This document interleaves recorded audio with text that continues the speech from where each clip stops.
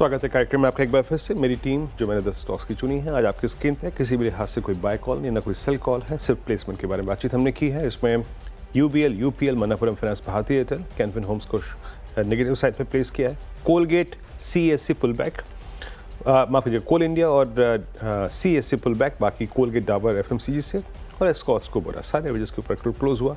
Strong placement. आशीष, चलिए मेरी team भी आपकी स्क्रीन पर आएगी। लार्जली सब खबरें या रिजल्ट्स ही हैं। बीईएल, श्री सीमेंट, नवीन फ्लोरीन और पीबी फिनटेक ग्रीन में रखे नतीजों के चलते। राज कमजोर परफॉर्मेंस, लाल करा। 2 एक्स डेट्स हैं आईजीएल और जेबीएम की। इरकॉन और इरकॉन को क्योंकि इसने एक ऑर्डर बैक करा और कल के इवेंट से पहले भी मेंशन करना बनता था। आरआर काबिल और गेल दोनों की ब्रोकरेजेस के थम्स अप हैं और स्टॉक भी दोनों बहुत पिटे हुए हैं, अपने हाई से अच्छे खासे करेक्टेड है। राह पे रखते हैं इन दोनों को। आज के लिए ग्रीन।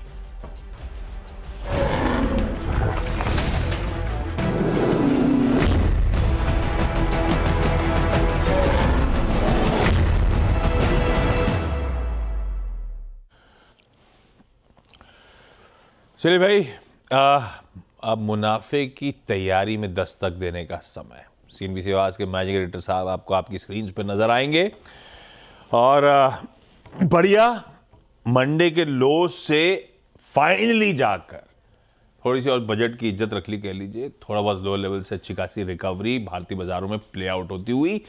कल का एक्सपायरी सेशन बड़ा इंटरेस्टिंग था, वोलेटाइल, लेकिन जाते जाते उसने जान फूंक दी। ऐसे में ये एक्सपायरी तक की चाल और उसके बाद के रुझान को देखते हुए कैसा मूड माहौल लग रहा है, पहले वो जान लेते हैं अपफ्रंट। डिटेल में चर्चा तो शो में आगे चलती रहेगी। गुड मॉर्निंग आपको Ashish. Good morning Viru. Good morning. देखिए, आज मैं वैसे नॉर्मली फ्राइडे को, आपको पता होगा, मैं नॉर्मली टाई नहीं पहनता हूँ। आज मैं फ्राइडे को फील नहीं आ रही। फ्राइडे की फीलिंग नहीं है क्योंकि फ्राइडे वाली फीलिंग है नहीं, तो इसके लिए और वीरू वैसे वेलकम टू मुंबई, और कुछ देर में आपसे भी अच्छे से खुलकर चर्चा करेंगे। तो मैं कह रहा हूँ आज फ्राइडे है लेकिन वो वीकेंड वाली फीलिंग है नहीं, क्योंकि कल सैटरडे के दिन बजट है और बाजार खुला है।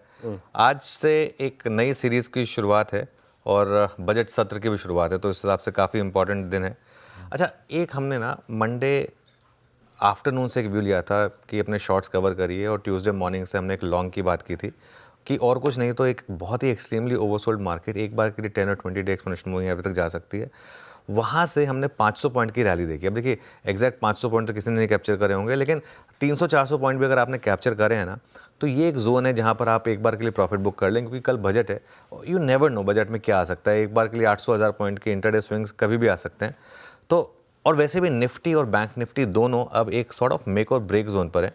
निफ्टी पर 20 डे एक्सपोनेंशियल मूविंग एवरेज पता है कहाँ है आशीष? 23,324 पर। कल का हाई देखिए आप 23,322।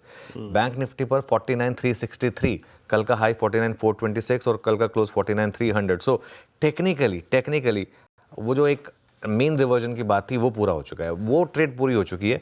अब यहाँ पर कभी भी हम एग्जैक्ट 20 डे में पर हैं, इसका मतलब निफ्टी पर भी और बैंक निफ्टी पर भी। और किसी भी काउंटर ट्रेंड मूव का एक जो सबसे बड़ा टेस्ट होता है वो वहीं पर होता है, 20 डे एक्सपोनेंशियल मूविंग एवरेज पर।